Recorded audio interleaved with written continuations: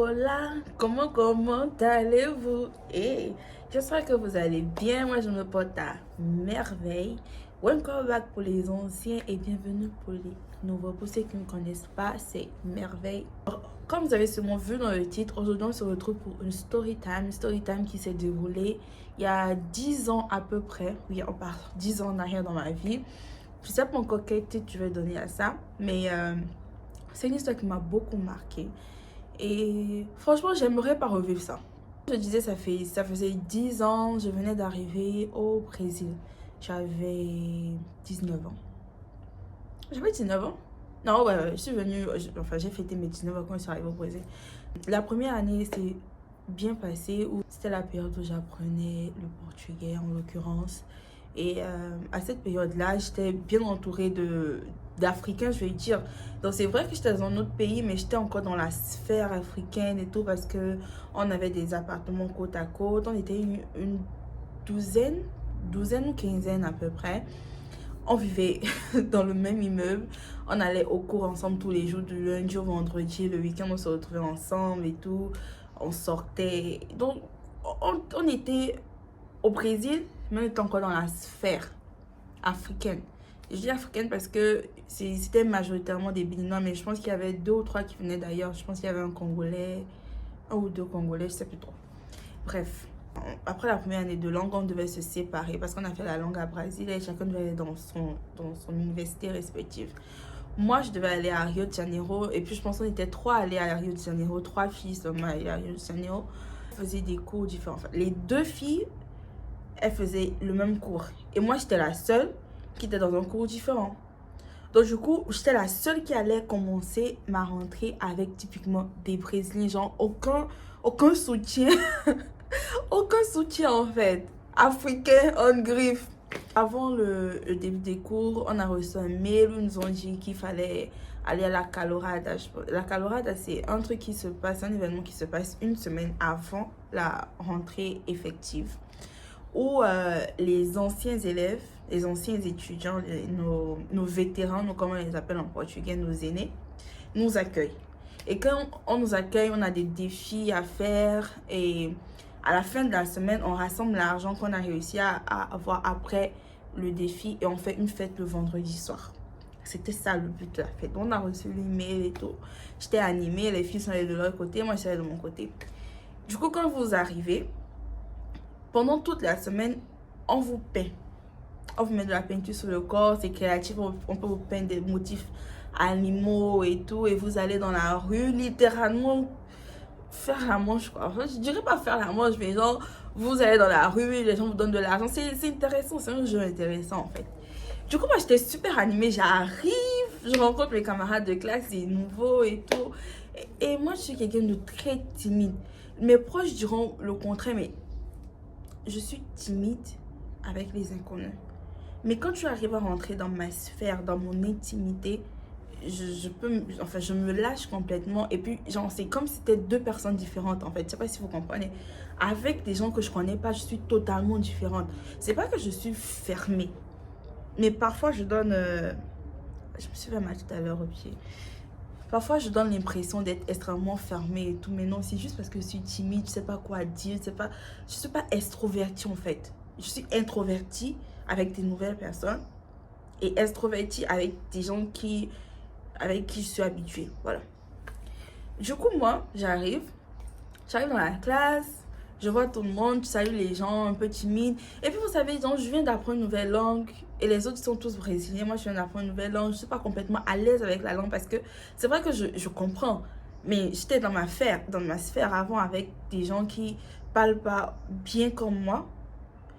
Et on se comprend, mais tu arrives, tu te demandes comment est-ce que les autres vont recevoir, est-ce que tu vas réussir à t'exprimer correctement, sans compter que j'étais nerveuse, j'avais peur et tout. Et je me suis dit que j'ai respiré un grand coup, je suis rentrée dans la salle, j'ai salué tout le monde, je me suis assise. Quand je me suis assise, je vois que ça piaillait de partout, partout là. Et moi j'étais là, assise dans mon coin, j'avais même pas le courage d'aller vers les gens et tout. Subitement, un garçon, il vient me parler et il me demande... mon nom, il me demande d'où je viens. Donc, il a commencé à me poser des questions. Ils ont remarqué que j'étais étrangère. il y a eu un silence dans la classe. Tout le monde était genre comme ça accroché pour savoir ce que je disais. Fallait me voir. La façon dont je me sentais, je pouvais m'envoler. Tous les regards sur moi, avec mon portugais que je jugeais bancal. C'est pas que je jugeais mon portugais était clairement bancal. C'est pas que c'était bancal. Je savais ce que je disais. Mais je n'avais pas forcément la fluidité que j'ai acquis aujourd'hui. Ouais. Donc, du coup, il m'a posé des questions et tout. Mais c'était genre 2 minutes de film, quoi. Après ça, personne s'occupait de moi. Je me suis dit, ok, au moins on connaît ton nom. Enfin, ils ont fait semblant de connaître mon nom parce qu'ils ont oublié après. Bref. Après, les anciens sont arrivés, ils ont commencé à parler, expliquer notre semaine, que ça sera fun. Après, la fête sera un truc de ouf parce qu'on aurait suffisamment d'argent pour faire une boucan en fête, quoi. Moi, j'étais animée tout. Après, il fallait sortir, aller vers l'extérieur pour commencer le painting. Quand on arrive, je vois mes camarades commencer à les peindre. Moi, j'étais là, j'étais debout, je regardais, quoi. Je vois les camarades, on commence à les peindre. C'est parfois 2-3 personnes sur un élève et tout. Et moi, j'étais là, debout. Ah, détail. Le Brésil est un pays où il y a des noirs. Il y a beaucoup de noirs. À l'université, je me suis retrouvée à être la seule noire dans ma classe. Et quand je dis dans ma classe, c'est pas que j'abuse. Il n'y avait pas de noirs dans ma classe. Il n'y avait que des blancs. À croire que l'éducation, l'accès à l'éducation, c'est seulement pour les blancs au Brésil. Parce que c'est eux qui ont les moyens, quoi. Et j'étais dans une université quand même un peu renommée. Donc, c'est forcément seulement les enfants de riches là-bas. C'était déjà un monde complètement différent. Et quand tu voyais des noirs à l'université, c'était les gens qui nettoyaient, là, les agents de nettoyage. Là. Genre, je me suis déjà sentie un peu... C'est pas que je me suis sentie exclue, mais je me suis pas sentie représentée. En fait, il y avait personne comme moi. Du coup, quand on commence le body painting et tout, il y avait mes camarades, il y avait des gens, 2 à 3 personnes sur un élève. Moi, j'étais debout. Et je regardais. Je regardais littéralement, j'étais debout pendant pratiquement près de 40 minutes. Parfois, j'allais sur mon téléphone et tout, et je vois que ça piaillait, ça jacassait, ça rigolait. Moi, j'étais là. Personne ne me calculait. Après, je me suis dit, mais pourquoi? Et j'ai commencé à me décomposer. Je me suis sentie... Je pense que c'est l'une des fois dans ma vie où je me suis sentie... Je dirais pas humiliée, mais je me suis sentie seule et faible face à tous. Et je pouvais même pas parler. Enfin, c'est pas que je pouvais pas parler, je pouvais parler. Mais j'allais leur dire quoi. Donc j'étais là, je voyais que tout se passait bien avec les autres. Les gens étaient... Il y avait des camarades qui étaient déjà même prêts pratiquement. Moi j'étais là, je tournais. Et puis il y a une fille. Je vais jamais oublier ça. Il y a une fille avec des cheveux bouclés et tout qui arrive. Elle était blanche aussi. Et elle dit, mais toi, t'es pas élève? Je dis, oui. Elle dit, mais personne ne te peint? J'ai dit non. Donc, elle a pris un pot de peinture, elle a commencé à me peindre. Et puis, elle a appelé un blanc avec les cheveux blancs, voilà, avec les cheveux blancs. Et puis, elle a commencé à me peindre. Je voyais de la mauvaise volonté. C'était pas bien plein. C'était pas bien peint. Il y avait des parties transparentes. Enfin, il l'a fait pour le faire parce que la fille lui a demandé. Mais en vrai, il voulait pas le faire. Mais j'étais déjà là. Je me suis dit, ok, t'es déjà là. On a commencé à te peindre, tu vas pas rentrer maintenant. Genre, on continue. Et aux environs de, je pense, 13 h, si je ne me trompe pas, on a pris le bus, on est parti à l'endroit où on devait aller commander de l'argent le jour-là. Donc, on arrive. Je vois, ils ont formé des groupes, 2-3 personnes, 4-5 personnes en train d'aller. Parce que les anciens, eux, ils restent là, ils s'asseyent, ils attendent. Et nous, on part, on revient avec les recettes. Avec la recette, on donne et on repart. Quand je vois des groupes se former, les gens partaient en trio, à 4, à 5. Moi, j'étais là. J'ai commencé à marcher seule. Je savais pas comment il fallait demander. C'est pas ma culture. Genre, eux, ils sont habitués. C'est leur culture. Ils savent comment ça se passe. Ils ont ce qu'il faut faire dans la rue et tout. Moi, je sais pas, c'est pas ma culture. J'avais aucune idée de ça, en fait. Donc, du coup, je suis allée. Et je voyais des gens qui me donnaient leur papier. Genre, j'étais seule, j'étais triste, j'étais à un feu. Et j'avais mon machin en main pour l'argent et tout. Et quand je les voyais au loin, je les voyais, les filles, elles couraient, elles s'approchaient des voitures, parlaient avec les gens. Mais si tu crois que, genre, tu vois, c'est ça qu'il faut faire. Donc, quand le feu s'arrêtait, moi, si j'allais, je disais comme elle, en fait. Ah ouais, je suis Kalora, c'est comme ça qu'on appelle les nouveaux. Les nouveaux étudiants, je dis que je suis Kalora, que je fais microbiologie et tout. Genre, en fait, c'est comme une culture chez eux, c'est une fierté d'entrer à l'université. Donc, quand tu parles, les gens sont fiers de te donner de l'argent pour ta Kalorada. Kalorada, c'est la fête des étudiants. Donc, du coup, j'ai commencé à parler comme ça et tout. Et j'ai vu que les gens étaient assez réceptifs avec moi. Je sais pas si c'est parce que j'étais noire, parce qu'on a l'habitude de voir des noirs à l'université, je sais pas. Et on était allé dans un quartier bien riche, avec que des blancs dans le quartier. J'arrive, les gens commencent à me donner de l'argent. Parfois, j'avais l'impression que c'était pas pitié et tout, mais j'avais de l'argent, je recevais de l'argent. Après, c'était la première fois, ils ont commencé à compter parce que quand tu reviens avec l'argent, on écrit combien tu as ramené. J'arrive, il compte mon argent et le gars qui reçoit l'argent me dit waouh, t'as reçu tout ça? Moi, je savais pas. Moi, je me disais que les autres aussi avaient reçu ça et tout. Quand je vois, moi, j'avais peut-être 6 fois ou 7 fois la somme que les autres ont ramené en fait. Et il commence à dire aux autres qui étaient là, qui étaient en train de compter leur somme. Vous voyez, c'est comme ça qu'il faut faire. Il faut ramener beaucoup d'argent et tout. Il faut faire comme elle. J'ai senti les regards en mode genre, faire comme elle. Genre, un peu de mépris quoi. J'ai rabalé ma salive. Il restait 1 heure encore. Je me suis dit, ok. Je repars pour 1 heure. Après, c'est fini. C'est fini. Je suis repartie. À ce moment-là, à ce moment-là, il y avait des gens qui s'arrêtaient pour parler avec moi volontairement. Ils ont posé des questions. Et j'ai oublié le supplice que j'étais en train de vivre, en fait. Ils me posaient des questions. Ils étaient avenants et tout. J'étais là en mode, oh, il y a des gens qui se soucient de moi.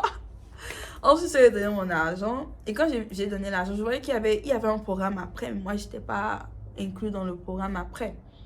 Et je voyais qu'ils allaient faire des choses après.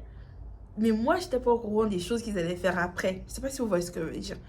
Donc, du coup, moi, j'ai donné mon argent. Et puis, on m'a dit que oui, à demain, tu reviens à telle heure et tout. J'ai dit oui et tout.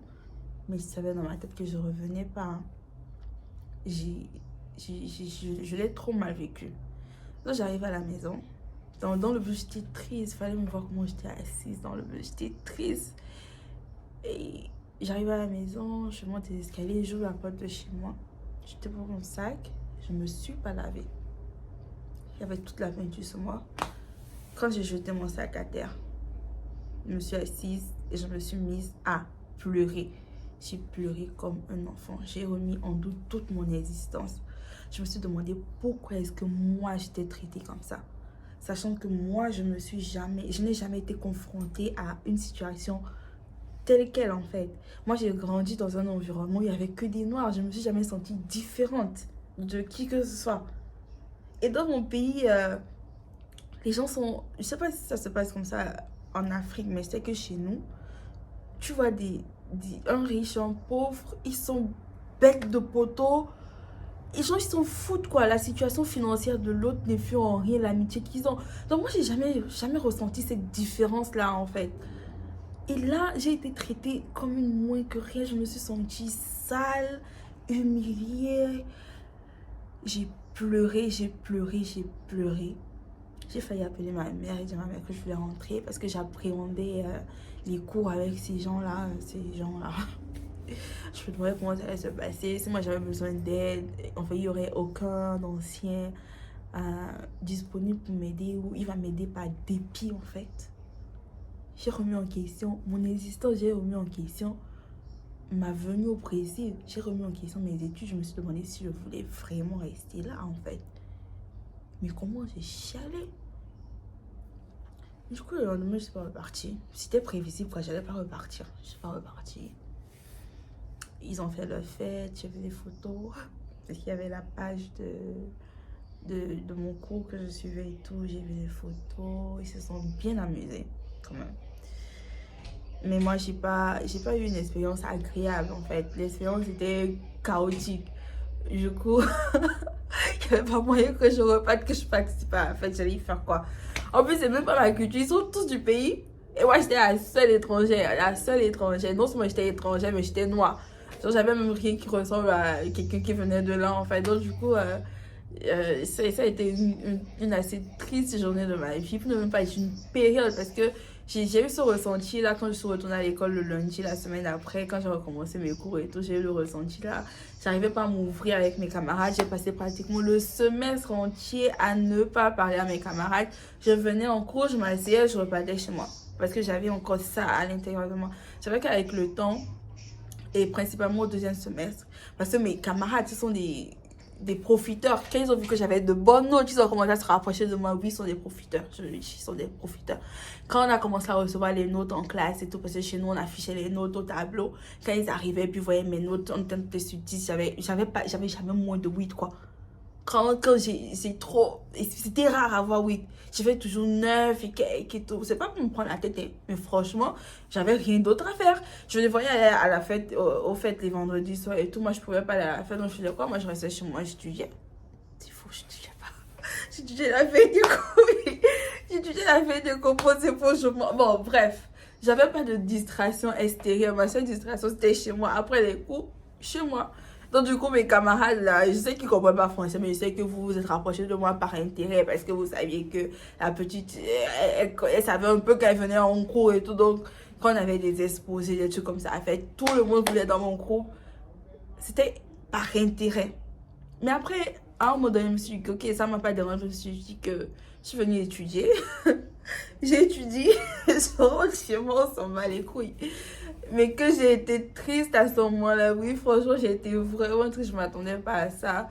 Et j'espère que d'autres personnes de ma couleur de peau ne revivront pas ça parce que c'est horrible. En fait, on te traite comme, limite comme un animal, tu ne te sens pas être humain. Et les animaux sont bien traités, les chiens, ils sont chouchoutés. Bref. C'était mon premier épisode de racisme au Brésil, bien sûr. Il n'y a pas de leçon à tirer. J'avais juste envie de raconter cette sombre partie de ma vie que j'ai jamais raconté à personne, même pas à ma famille. Et j'ai souffert, mais aujourd'hui, je sais que ça peut plus me toucher. Hein. Mais à l'époque, 19 ans, mes potos, ça m'a détruit, quoi. Bref, on est à la fin de la vidéo. Vous connaissez les blabla des youtubeurs. Et c'est quoi déjà? Inscrivez-vous sur la chaîne si ce n'est pas encore fait. N'oubliez pas de liker la vidéo, à commenter et à me faire des retours si il y en a.